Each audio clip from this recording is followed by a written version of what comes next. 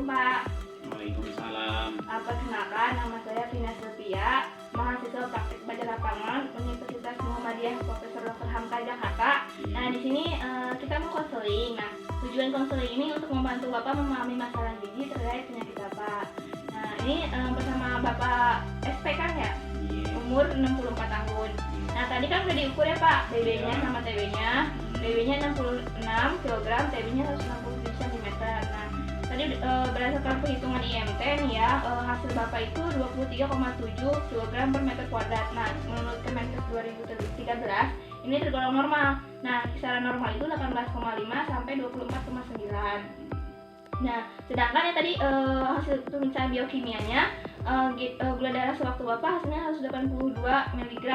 Normalnya itu 140, jadi di atas normal ya Pak. Nah, itu tinggi, ada kemungkinan adanya riwayat adanya DM. Bapak ada riwayat DM? Ya, terus ureum sama kreatinin Bapak tinggi. Ureumnya itu 87,2, sedangkan normalnya 10 sampai 50. Nah, itu terlampau tinggi ya Pak ya. Terus ada kreatininnya juga tinggi, 4,54. Nah, normalnya itu 0,6 sampai 1,2. Nah, ini tuh mengindikasikan adanya penurunan fungsi ginjal. Sedangkan HB dan hemoglobin dan hemoglobin Bapak rendah, 5,6 sama 17,7. Sedangkan normalnya itu hemoglobin itu 13 sampai 16, sedangkan hemoglobin itu 40 sampai 48. Nah, ini itu mengindikasikan adanya anemia. Nah, ini juga bisa sangkut paut sama penyakit Bapak, yaitu kurangnya suplai oksigen ke otak. Nah, sedangkan tadi fisiknya tadi kan Bapak lemes di tangan kanan dan kaki kiri kan. Nah, terus tadi pemeriksaan tekanan darah Bapak itu 180/100, sedangkan normalnya 120/80. Nah, ini tinggi ya Pak ya. Bapak ada riwayat hipertensi? Ya, itu mengindikasikan adanya hipertensi juga Pak. Terus nadinya 88 kali per menit. Nah, normalnya itu 60 sampai 80 kali per menit. Nah, ini juga bisa gara-gara cemas sama stres gitu. Itu bisa gara-gara nadinya tinggi bisa. Nah, terus Bapak makannya pola makannya gimana? Makan nasi tiap hari berapa kali? Makan nasi 3 kali. 3 kali. Terus makan apa lagi Pak? Makan mie ayam 2 kali sehari. Terus? Kemudian telur ayam 3 kali sehari. Ayam 1 kali seminggu. Ayam gitu. Terus tempe ikan, tahu? Ya 1 kali seminggu. 1 kali seminggu. Bapak ada alergi makan? Tidak. Enggak ada. Terus suka makan sayur sama? Tidak. Iya. Ada ya Pak itu. Bapak pendapatannya per bulan berapa Pak? 500. 500 per bulan. Anak berapa Pak? Anak 3. Anak 3 ya. Nah, tadi berdasarkan perhitungan ya Pak, terus diagnosis gizi Bapak itu asupannya ini kelebihan lemak berlebih. Nah, kaitannya itu sama konsumsi Bapak lemaknya dalam jumlah banyak. Nah, ditandai dengan perhitungan kebutuhan Bapak yang tadi perhitungan pola makan Bapak tadi kebutuhannya itu lemaknya 129,5%, rate-nya itu dari 90 sampai 120. Jadi itu kelebihan dari total kebutuhan. Sedangkan ya domain klinisnya itu adanya perubahan nilai laboratorium tadi yang kayak kreatinin, ureum itu kan tinggi, terus sama gula darah juga tinggi, hemoglobin sama hemoglobin juga rendah. Nah, terus itu ditandai dengan berkaitan dengan penurunan fungsi ginjal dan adanya anemia. Nah, ditandai dengan tadi tingginya nilai ureum, kreatinin, rendahnya nilai hemoglobin, hematokrit, sama tingginya nilai tekanan darah. Terus domain kebiasaan Bapak itu pemilihan makanan yang salah. Nah, berkaitan dengan pengetahuan dan informasi Bapak yang kurang. Terus sama tadi pemilihan makanan yang kurang dan tidak bervariasi. Nah, ditandai dengan Bapak tadi tidak suka makan buah dan sayur, terus makanannya cuma makan nasi, mie, telur, terus sedangkan kayak tahu, tempe, ikan, ayam itu cuma seminggu sekali ya Pak ya.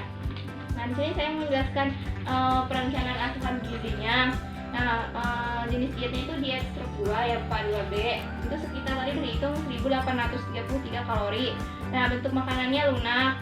Frekuensinya bisa 3 makan utama dan 2 kali selingan. Nah, tujuan dietnya ini untuk mempertahankan berat optimal Bapak. Nah, kan Bapak udah berat badannya udah cukup cukup ya. Terus IMT-nya udah optimis, udah normal. Nah, jadi tujuannya juga untuk tetap mempertahankan biar berat badan Bapak tidak turun ataupun tidak lebih. Terus memberikan makanan yang secukupnya sesuai dengan kebutuhan Bapak. Terus sama meningkatkan informasi terkait pengetahuan dan informasi terkait gizinya. Nah, prinsip dietnya itu energinya cukup, terus proteinnya cukup, lemaknya rendah ya Pak, karena tadi kan Bapak konsumsi lemaknya terlalu tinggi, terus karbohidratnya cukup. Nah, terus Bapak harus batasi natrium, pengolahan tinggi natrium. Kan garam tadi ada hipertensi. Jadi sehari itu dibatasi 2-3 gram atau sekitar setengah sendok teh. Terus makanan itu mudah dicerna, tidak menimbulkan gas dan serat cukup.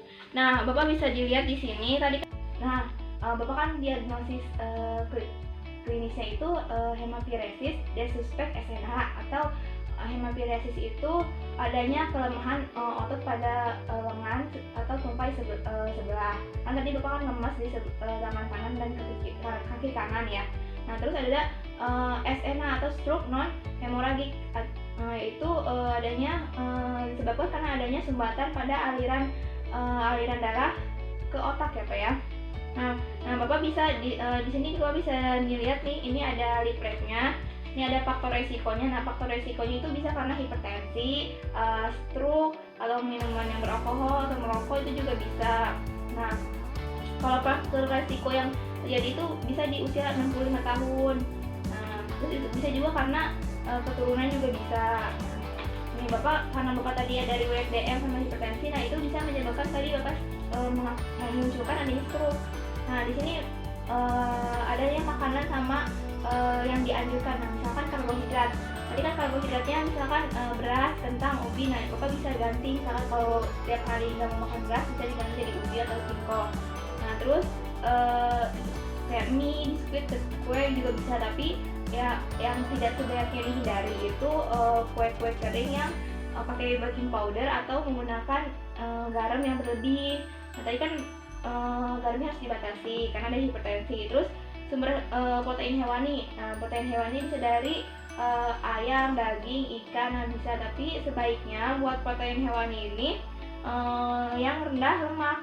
Nah, kayak jeroan, kayak otak, hati kayak gitu, dan keju itu kan banyak mengandung ini ya lemak. Nah, sebaiknya tidak dianjurkan itu. Terus sumber protein nabati kayak kacang-kacangan itu bagus, bisa di ini.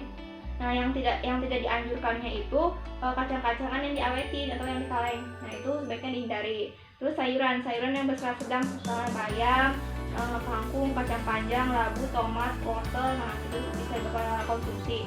Nah, yang sebaiknya tidak dianjurkan itu kayak yang menimbulkan gas, kayak kol, sawi, terus obak, gitu. Dan kayak sayuran yang berserat tinggi juga sebaiknya kayak singkong, daun, dan kaktus gitu sebaiknya tidak dianjurkan ya. Terus buah-buahan, nah, sebaiknya kan buah segar yang bagus, atau kalau misalkan Bapak bosan bisa di jus. Nah, tapi dibatasi juga gulanya, dibatasi gulanya. Nah, yang tidak dianjurkan itu buah yang menimbulkan gas kayak durian, nangka, terus buah-buahan yang diawetin, yang dikaleng-kaleng itu kan banyak mengandung natriumnya. Terus asinan juga kan itu juga tidak baik.